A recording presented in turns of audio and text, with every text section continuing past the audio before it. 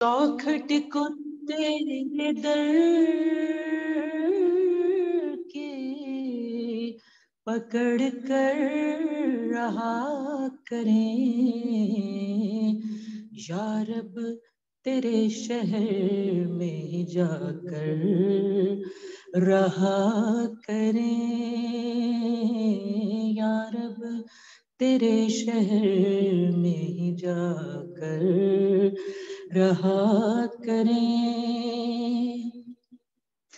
काबे कहो गिलाफ और उससे लिपट लिपट, काबे कहो गिलाफ और उससे लिपट लिपट, गिरिया जो हम सुनाए तो आंसू बहा करें, गिरिया जो हम सुनाए तो आंसू बहा करें। हज का समा हो आज़िमे अरफा हो हम कहीं, हज का समा हो आज़िमे अरफा हो हम कहीं, सख्ती सफर की जो भी हो हंस कर सहा करें, या रब तेरे शहर में ही जाकर रहा करें। तेरे नबी सल्लल्लाहु अलैहि वसल्लम के रोज़े पर हाजिर हूँ बार बार,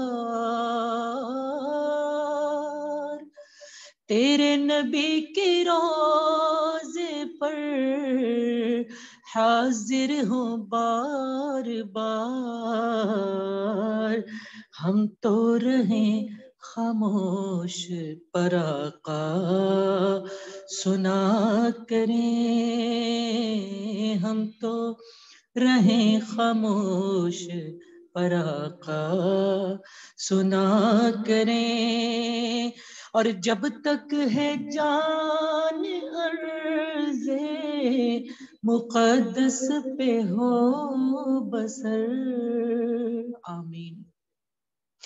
जब तक है जान अर्ज़े मुक़द्दस पे हो बसर, फिर उस ज़मीं के नीचे ही सोते रहा करें, फिर उस ज़मीं के नीचे ही सोते रहा करें, या रब तेरे शहर में ही जाकर रहा करें, गिरिया जो हम सुनाए तो आंसू बहा करें। सदक़ल्लाहुल अज़ीम। माशाल्लाह बारकिल्लाह फी इल्मिक। बहुत सुरूर आया पुरसोज आवाज़ में, आपने इंतखाब भी और अंदाज भी माशाल्लाह, अल्लाह मज़ीद बरकतें दे। मैं सर से दरख्वास्त करूंगी कि सर अपनी गुफ्तगू का आगाज़ फरमाएं। Doctor sir Sajid Iqbal.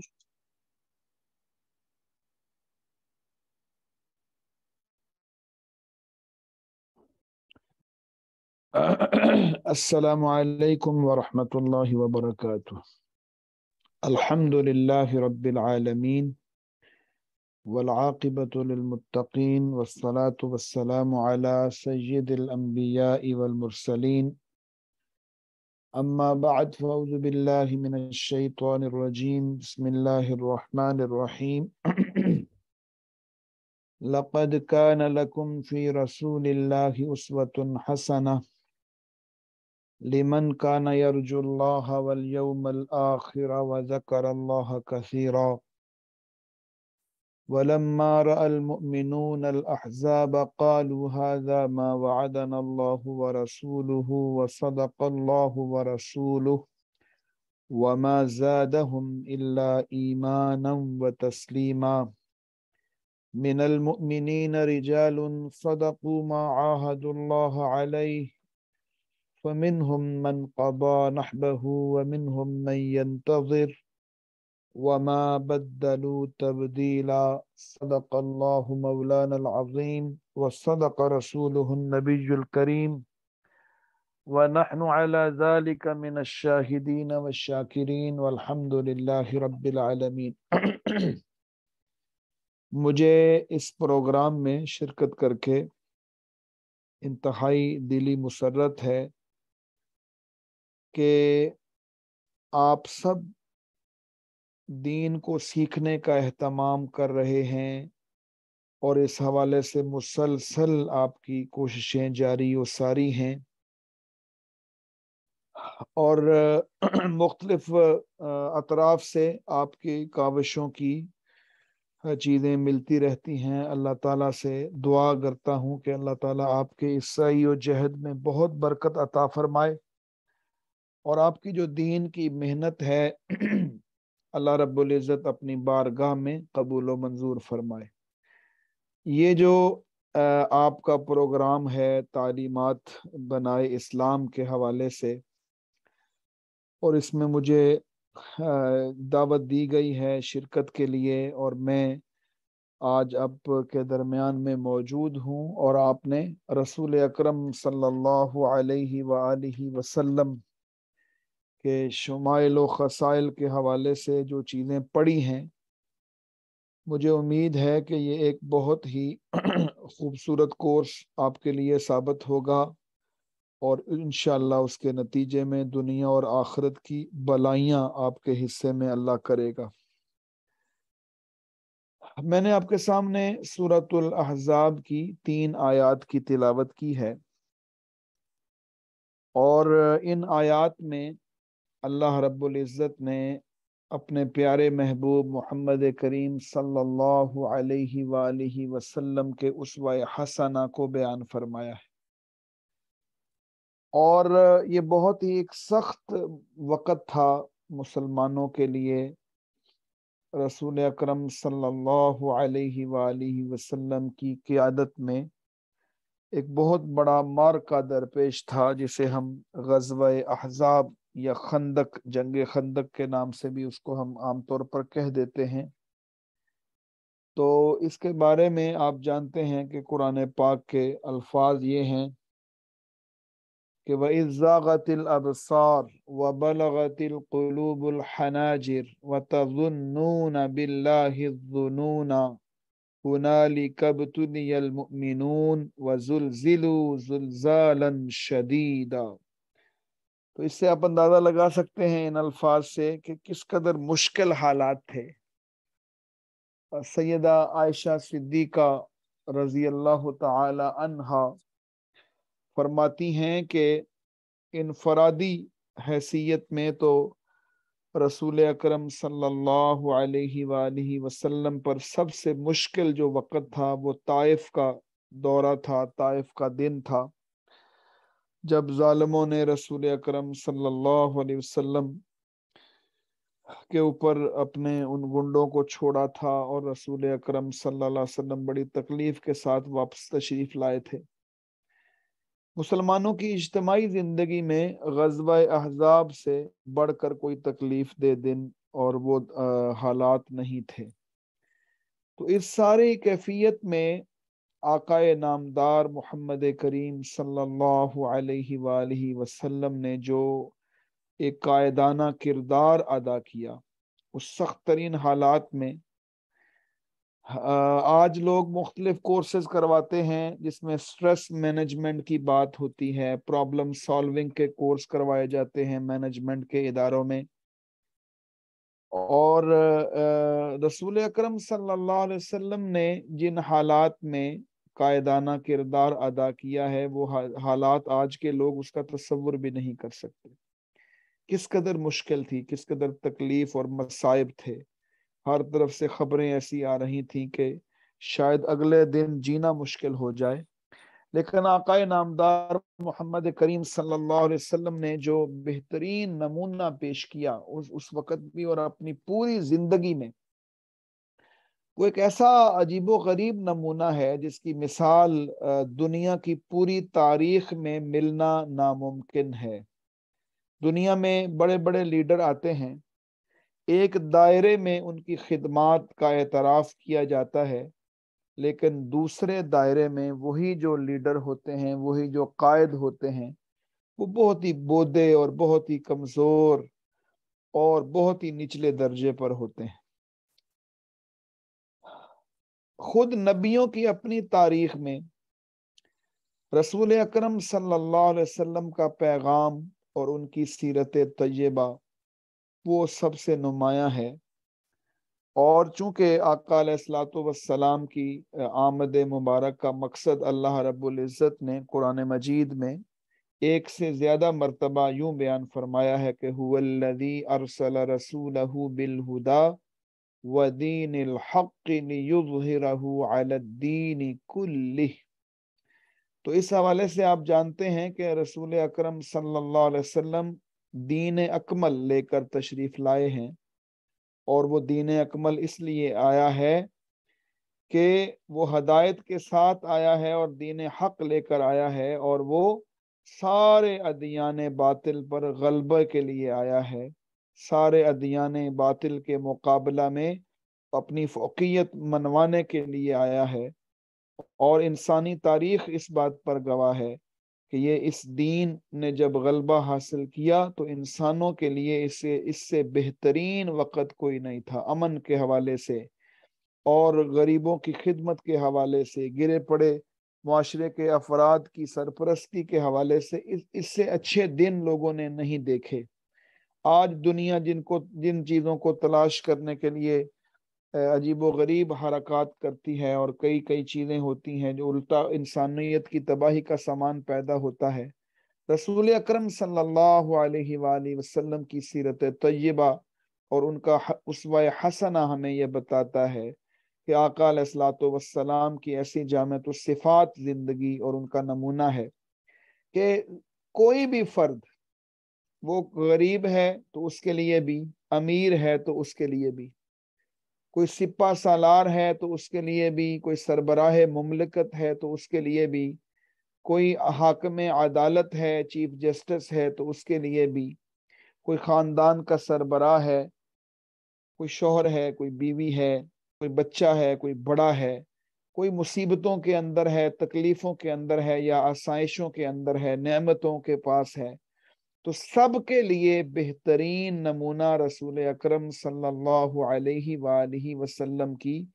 زندگی کے اندر موجود ہے۔ گویا اسوہ حسنہ صلی اللہ علیہ وسلم کی جو جامعیت ہے، اس کا تصور حضور علیہ الصلوۃ والسلام کے قبل اور ان کے بعد بھی ان کے علاوہ ممکن نہیں ہے۔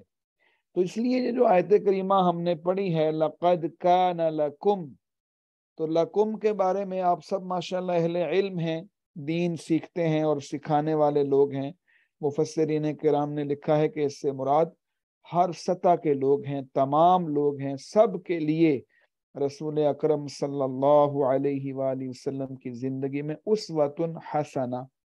یہ اسوہ حسنہ جب ہم لفظ بولتے ہیں تو اس کے بارے میں بھی مختلف اقوال ہمیں مفسرین کے علماء کے ملتے ہیں۔ اسوہ وہ نمونہ ہوتا ہے جس کی پیروی اگر کی جائے گی تو پھر ہی انسان کو کامیابی ملے گی، اور اگر اس کی پیروی نہ کی جائے، اس نمونے کو فالو نہ کیا جائے، تو انسان کے لیے جو راستہ ہے وہ بالکل نقصان اور خسران کا ہے۔ اسوۃ حسنہ، بہترین نمونہ، اس سے بڑھ کر کوئی ماڈل نہیں ہو سکتا، اس سے بڑھ کر کوئی نمونہ نہیں ہو سکتا۔ رسول اکرم صلی اللہ علیہ وسلم نے جب مکہ مکرمہ میں دعوت کا آغاز فرمایا، کچھ عرصے بعد مشرکین مکہ کی طرف سے ایک بات کی گئی، کچھ صحابہ سے ڈسکس ہوا، سیرت کی کتابوں میں یہ واقعات موجود ہیں کہ آپ کا کیسا نبی ہے جو ہر چھوٹے بڑے معاملے میں رہنمائی کرتا ہے، یہ کیسی بات ہے؟ انہوں نے اس پر تعجب کا اظہار کیا لیکن بالآخر آپ کے سامنے وہ منظرنامہ موجود ہے کہ حضور اکرم صلی اللہ علیہ وسلم کا لایا ہوا دین وہ مکمل ضابطۂ حیات ہے. زندگی کے چھوٹے سے چھوٹے مسائل سے لے کر بڑے سے بڑے مسائل میں رسول اکرم صلی اللہ علیہ وسلم کی اسوہ حسنہ سے رہنمائی ملتی ہے.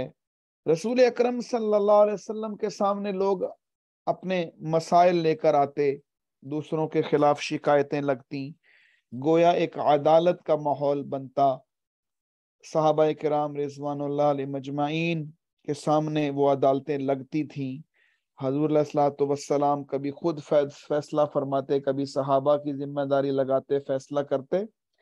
تو یہ فیصلے لوگوں نے اپنی آنکھوں سے دیکھے، ان کو مرتب کیا، ان کو لکھا، آج وہ کتابوں کے اندر موجود ہیں. گویا کہ رسول اکرم صلی اللہ علیہ وسلم کا نمونہ ایک جج کے لیے بھی بہترین نمونہ ہے. 29 غزوات ہیں، جیسے ہم سورۃ الاحزاب کی بات کر رہے ہیں، غزوہ احزاب کی، تو ان کے علاوہ 28 غزوات میں رسول اکرم صلی اللہ علیہ وسلم نے بنفس نفیس شرکت فرمائی ہے. اور ہر غزوے کے موقع پر صحابہ کرام رضوان اللہ علیہ مجمعین یہ بات فرمایا کرتے تھے کہ عین حالت جنگ جب جوبن پہ لڑائی ہوتی تو ہم آقا علیہ الصلوۃ والسلام کو دیکھتے، حضور علیہ الصلوۃ والسلام سب سے آگے ہوتے تھے، بالکل عین لڑائی میں سب سے آگے. یہ ایک قائد کا، ایک رہنما کا اسوۃ حسنہ ہوتا ہے جو نمونے کے طور پر پیش کیا جاتا ہے، اور اسی کی اتباع کے اندر انسانوں کے لیے خیر اور فلاح موجود ہوتی ہے. تو گزارش کرنے کا مقصد یہ ہے کہ لَقَدْ كَانَ لَكُمْ فِي رَسُولِ اللَّهِ أُسْوَةٌ حَسَنَةٌ سب کے لیے بہترین نمونہ ہے.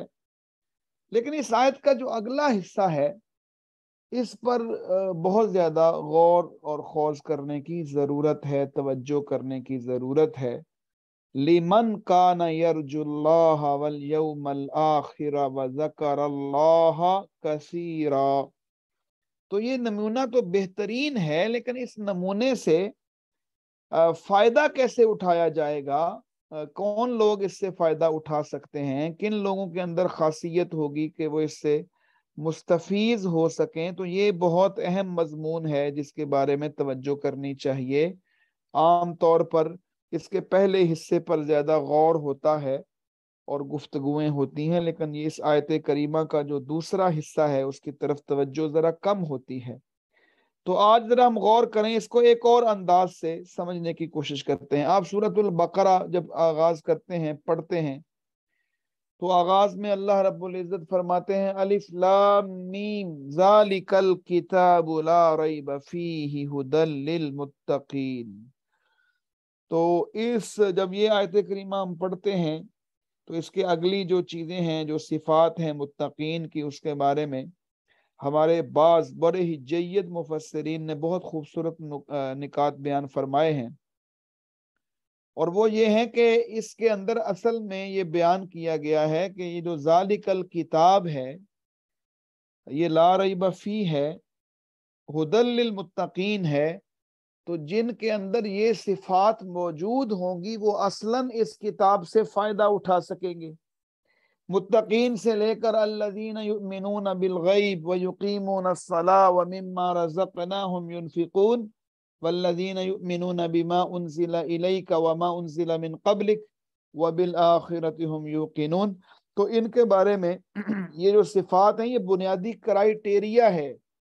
کم سے کم یہ صفات پیدا کرو تو قرآن تمہارے لیے ہدایت کے طور پر موجود ہوگا اور اس سے تم کما حق ہو فائدہ اٹھا سکو گے. ایک تفسیر کا انداز یوں بھی مفسرین کے ہاں موجود ہے اور اس میں بڑا وزن ہے، اور اس کی جب تشریح کرتے ہیں تو ان کو دیکھا جا سکتا ہے مفسرین کی کتابوں میں کہ کس انداز میں انہوں نے اس بات کو واضح کیا ہے. بہت ہی سیکھنے کی چیزیں ہیں اس طرح کے انداز ہیں. تو اسی پس منظر کو ذہن نشین رکھتے ہوئے جب ہم اس آیت کریمہ کو پڑھتے ہیں کہ لَقَدْ كَانَ لَكُمْ فِي رَسُولِ اللَّهِ أُسْوَةٌ حَسَنَةٌ، تو اگلے الفاظ ہیں لمن کان یرجو اللہ والیوم الآخر وذکر اللہ کثیرا۔ تو ان پر جب ہم غور کرتے ہیں تو ہمارے سامنے جو منظر نامہ آتا ہے وہ بڑا دلچسپ ہے۔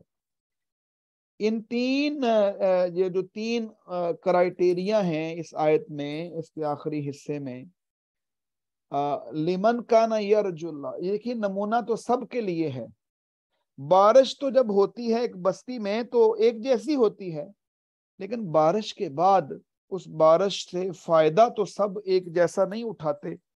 جنہوں نے پہلے سے اپنے دامن کو وسیع کیا ہوتا ہے، اس کی تیاری کی ہوتی ہے، اس کے لیے کچھ بندوبست کیا ہوتا ہے، وہ زیادہ پانی کا ذخیرہ محفوظ کر لیتے ہیں اور اس سے وہ زیادہ فائدہ اٹھا لیتے ہیں، اور جو تیاری نہیں کر پاتے وہ اس سے اتنا فائدہ نہیں اٹھا سکتے، اس سے اتنا اس میں مستفید نہیں ہوتے اس بارش سے، باران رحمت سے۔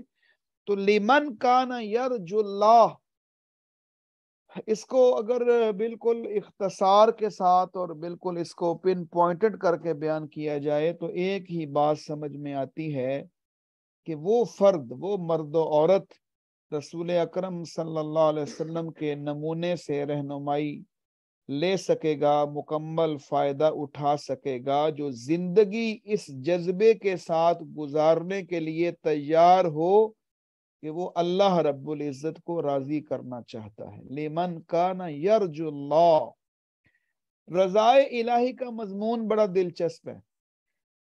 اللہ رب العزت نے قرآن مجید میں حضرات صحابہ کرام اور صحابیات رضوان اللہ علیہم اجمعین کے بارے میں یہ بات ارشاد فرمائی ہے کہ یریدون وجہہ، کہ وہ چاہتے کیا ہیں، وہ اپنے اللہ کو راضی کرنا چاہتے ہیں۔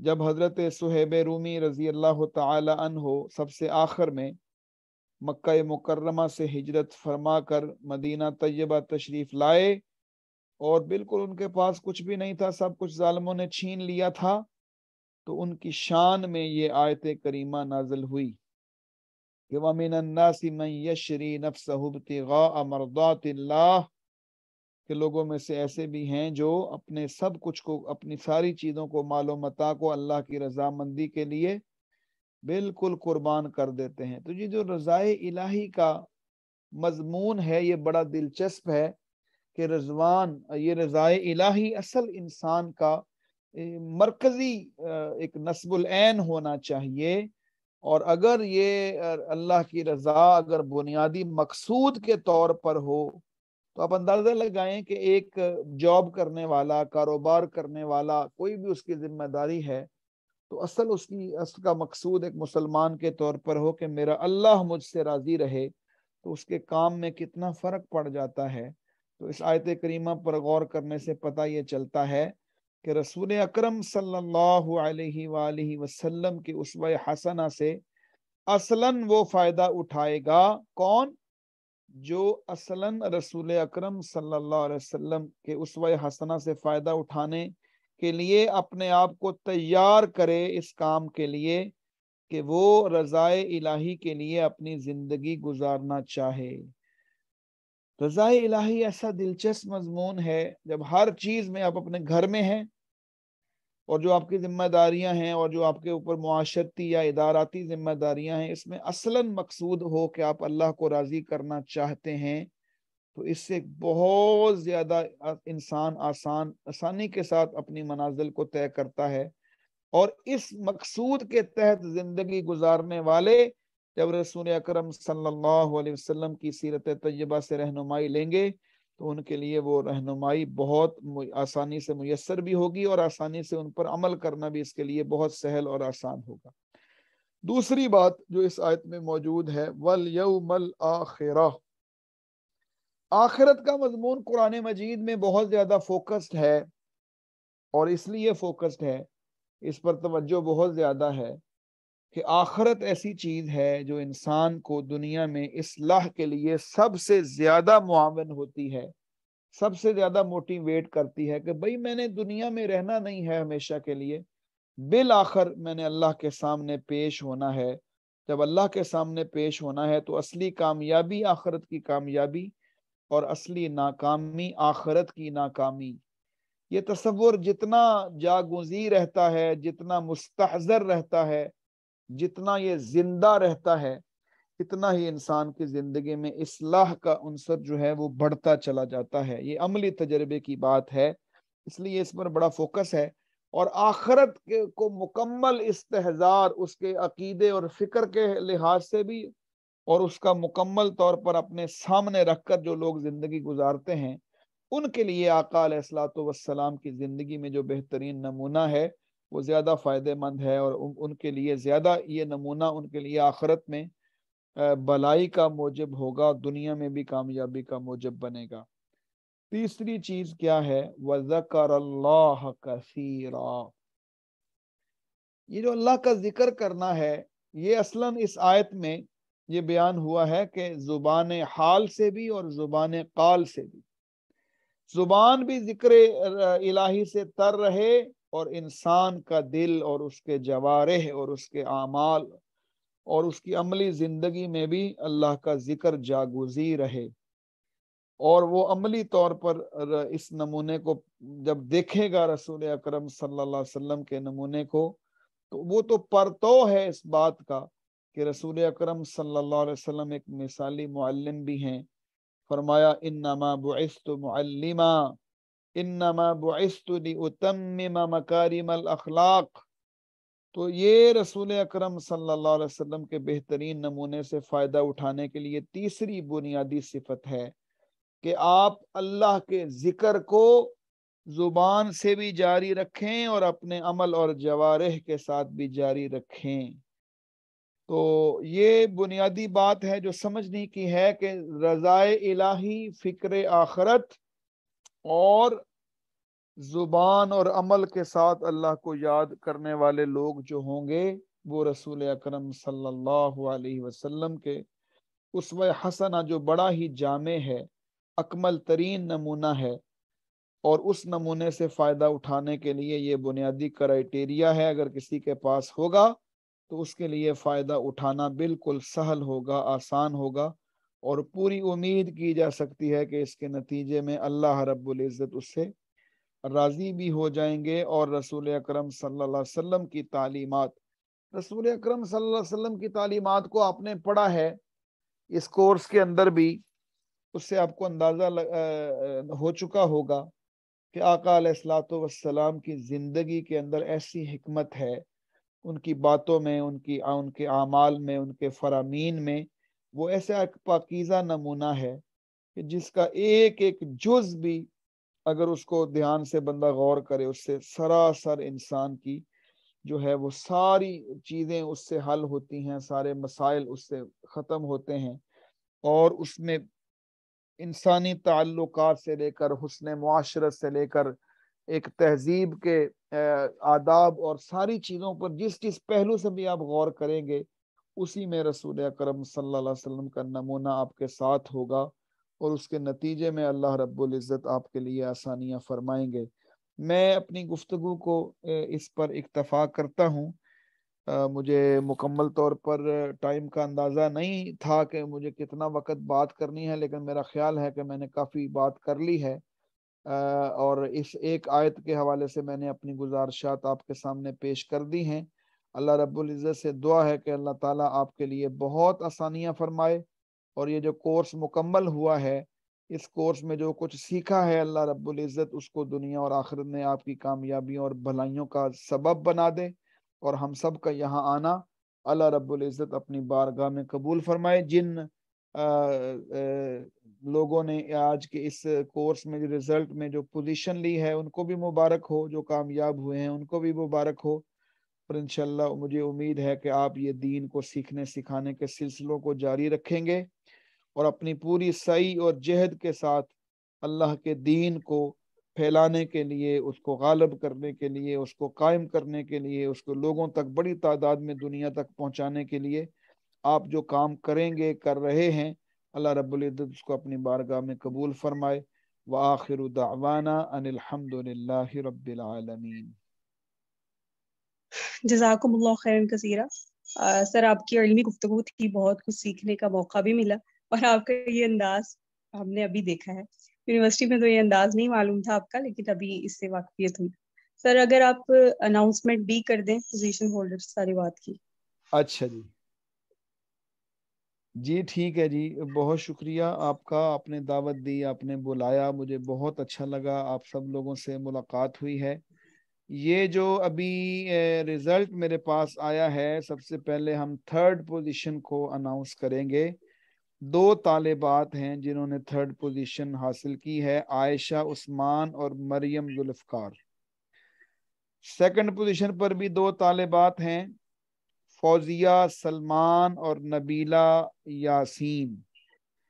اچھا جی، اب فرسٹ کی پوزیشن کو اناؤنس کرتے ہیں. بہت سارے لوگوں کا ظاہر خواہش ہوگی، لیکن اس میں میرے پاس جو نام ہے وہ ایک ہی ہے، تو تھوڑا سا میں نے کہا سسپینس ڈالتے ہیں، ذرا آرام سے اناؤنس کرتے ہیں. جی سر.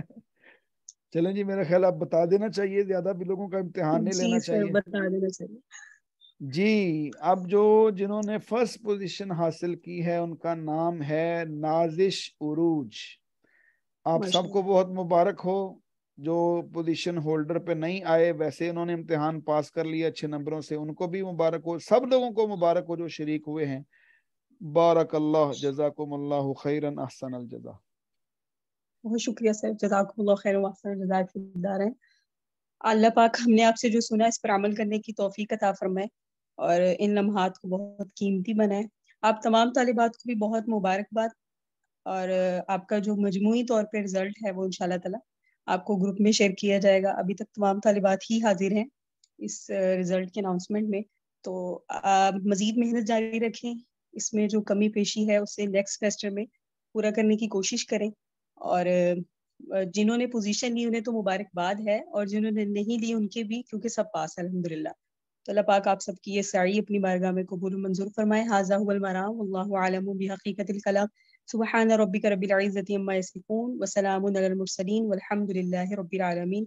اللهم صل على سيدنا محمد وعلى آل سيدنا محمد وبارك وسلم وصلی علیہ. السلام علیکم ورحمۃ اللہ وبرکاتہ.